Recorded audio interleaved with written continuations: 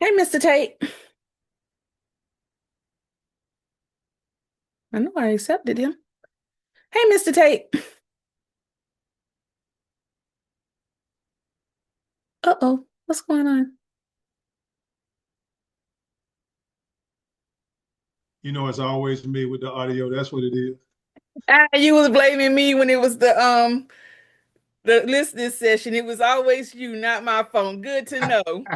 Wait, wait, wait. Now, wait. We talking about two totally different things. Now, your phone Uh-uh. and this system Nah, is two you just totally said it different things. was you, so we're gonna stick with that. All right, we'll go with that. We'll go with that. How are you today? I'm grateful. How about yourself? I'm great. I'm not gonna trouble you long. I want to say thank you for letting Truth and Consequence get to hear your voice to share with the people. Let me turn my phone on vibrate. Sorry.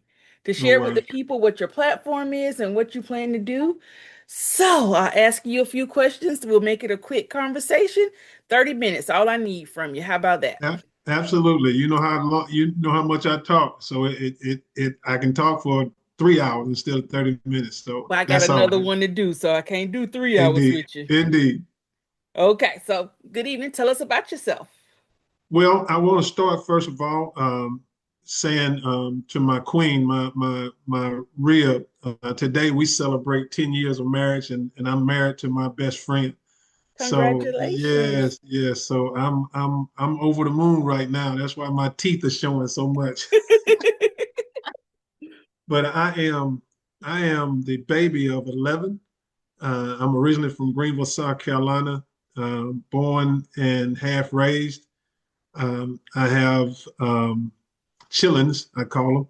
I am the father of two sons, four daughters, and some grandkids. So I'm a grandfather as well. And prior prior to moving to Columbia, of course, and after graduating high school, I attended college for a little while, played college football at a school called Carson Newman. However, that was short lived and went into the U.S. Navy. Served in the U.S. Navy. For my first tour, I got split tours, so I done 6 years the first time and 7 years afterwards, and had a great time. Just had a blessed time. Let's put it that way. Um, Awesome. but understanding that, I've always been, I feel like I've always had a servant heart. Was called to the ministry in 90. I gave my life to the Lord in 95, late 95, and eventually was ordained a minister of the gospel in '03 and ordained a pastor by a bishop in Greenville, South Carolina. So my walk is extensive. I got an extensive background, but that's just a little bit about me. Okay, so tell us this. Why are you running for this seat right now? This would be, I would be remiss to not say this, and it may sound a little bland for any and everybody, but it is a true calling, mainly because I'm not one to just do anything on a whim. I'm always researching. I'm always an advocate, and I've always been that. Whether that's in front, behind, or whatever, I know how to lead. I've been a leader all my life. I think I came out of the womb as a leader. However, I felt compelled and a calling in my spirit to say, "Why not you?" And the Lord said, "Why not you?" Being in the center of things, I've always been that. I've always been a voice for people, and I've always been a voice for truth and right. So I felt compelled because there needs to be some stability and civility involved in who people look at who's going to be a leader, not just talking points, but actually knowing how to lead. So that was a compelling for me. So what problem are you specifically trying to fix? Well, one of the specific things is that checkbook, that bank account. We all know what's going on. So that's just a cool whip talk. However, my main point is how much money going back into your check that goes back into your bank account. That in essence solve a great deal of people. I know money is not all things. However, it does make living a bit more comparable.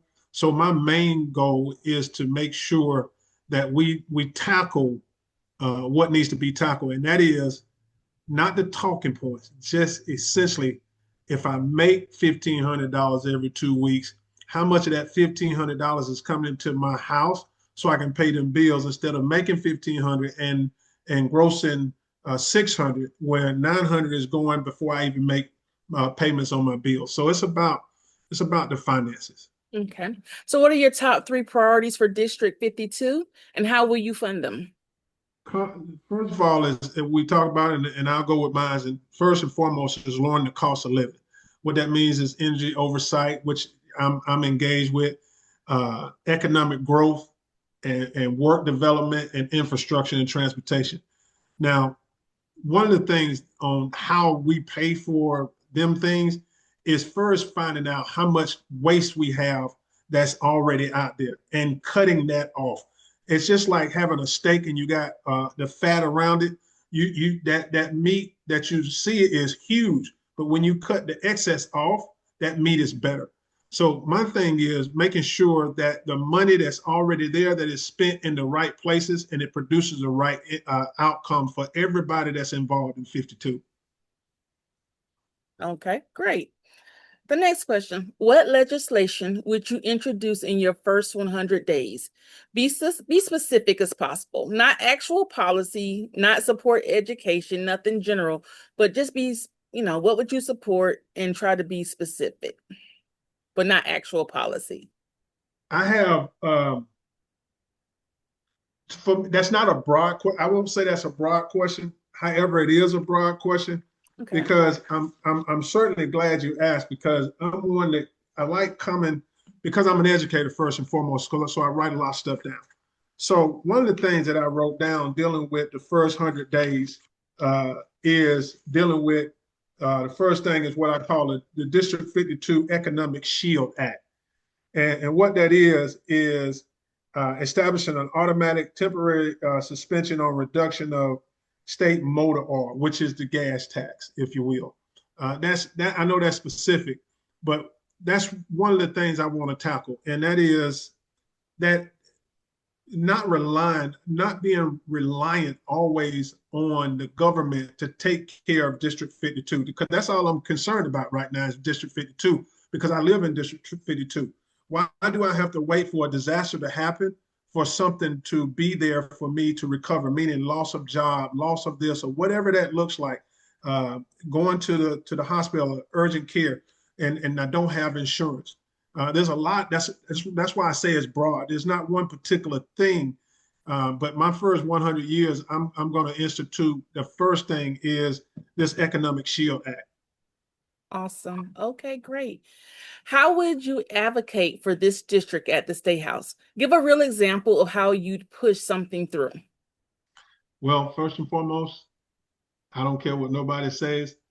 It's not about what you say, it's who's actually saying it, meaning introducing it. And that individual or those individual believing that individual that they're talking to and they reach their hands out to and shake their hands, that they're honest about what they stand for. There has to be some honesty in communication, and seeing that this state for decades have been ruled by one party, we need not argue that. We need not to be upset about that. The understanding that there are some people that are willing to represent their constituents, just like I'm ready to represent 52. And that's sometimes reaching across the aisle and saying, listen, I get what you're trying to do, but it doesn't help 52. I'm not going to argue and fuss and fight about things. What I'm going to do is, when I say fight, what I'm talking about is bringing real results back to 52, letting them know what we're going to the State House for, because I heard their voice. At the same time, coming back to them for accountability, meaning when you're there, photo ops don't help. None of that helps unless you and I, District 70, we can come together and say, this is good for South Carolina, which would be good for 52, 70, 71, 73. So we have to come to some kind of agreement without hurting our constituents. So for me, it's about truth, as your broadcast is, truth and consequence. I want the truth. What's the consequence? And I want to bring that back to the constituents and say, listen, this is what we tried to pass. This worked. Let's go for it. And this is what we pushed because this is what we agreed upon. It didn't work. Let's go back to the drawing board. What are we going to do? So you got to have consistency in communicating with other people that don't have your thought process. Okay, so what's one issue you disagree with your party on currently? Ooh, the Democratic Party, you talking about? Yeah. Well, if I guess I can be a bit personal with it. Let me say this. I've seen a lot of commercials. I've seen a lot of information out on the GOP's time that they're going to put on TV for their candidates for governor. And they are already had one meeting. I know we're about to have one. However, I don't think the constituents in South Carolina have heard a great deal about who's running for the Democratic side. Even me as a candidate, I would like to see these candidates at this level with a main, so thank you, Holy Spirit. Let me just say this, a pure platform that someone can carry no matter who it is, and we can stay consistent and everybody is behind that one. Even if let's say we have 5 people as Democrats running for governor, but they have a main platform that every Democrat can get behind no matter what. Because if and whoever gets that seat or whoever gets that candidacy to go wherever, whatever office, we have one main platform. So I think my understanding and my frustration, I would call it, is I don't hear one main platform that we can stand on. Okay. Awesome. So how do you plan to engage with constituents consistently? That's not only a great question. I'm glad definitely you asked it. First of all, this ain't the first time or the last time you will see me. First of all, again, I'm originally from Greenville. I'm a transplant. I'm an immigrant, if you want to call me that, in Columbia, South Carolina. My beautiful queen is from Columbia area, graduated from Keenan, and a graduate from Benedict. So I know the area, of course, because I've come down here. But let me say this. Although the people may not know Patrick Tate, Dr. Tate, Coach Tate, whatever you want to call me, the kids down here that I've taught, they know who I am now. However, the things that I'm doing now, you may not have heard about because I've done them in Greenville, South Carolina, or Virginia, or Mississippi, or Florida, or whatever. However, even if you ask them people, they know the name, but I know how to drive the ship. However, I don't need to have my name on it all the time for results. But here's what I would say. This is what I want to do. And as I'm saying, they won't just see me now. They'll see me after the election. Once I'm in the seat, we will be engaging monthly on a monthly basis with all the constituency in every area. But know this, I'm not one to just lay down and say my background covers me for who I am. This is a consistent learning process for everybody. So what they'll see is me engaging them to ask them what they think and what their thought processes is for the best direction for 52. I don't want them on the sideline. They shouldn't just want me go advocating for them all the time.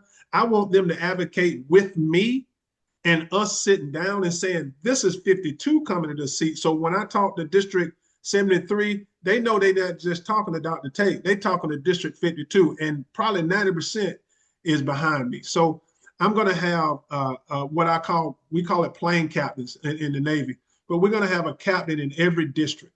Every district that we have that's a part of District 52, I'll have a committee, if you will, for that district.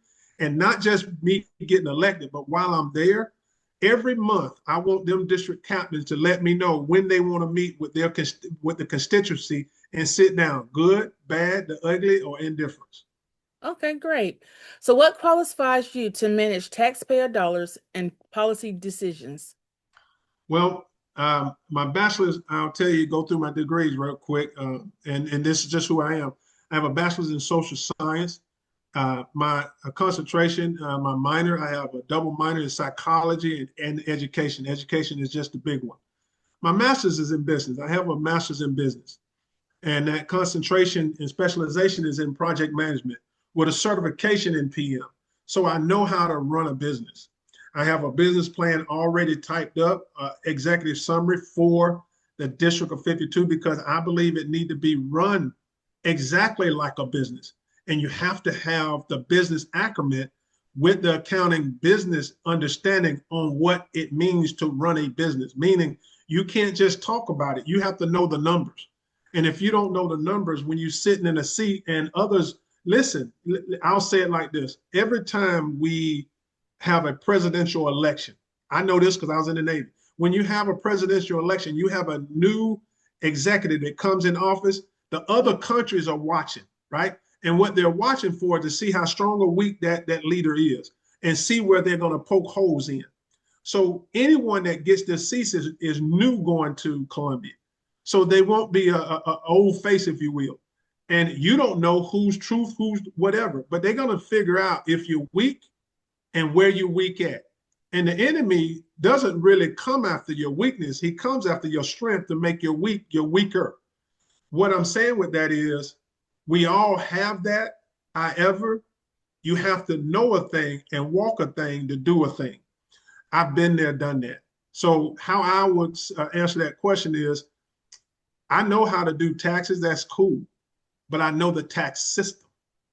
I know how it operates, and I know how everyone is on different tax brackets. That's why we get some people that come out of lower tax brackets that go to upper tax bracket and start acting crazy because they feel like they are different people.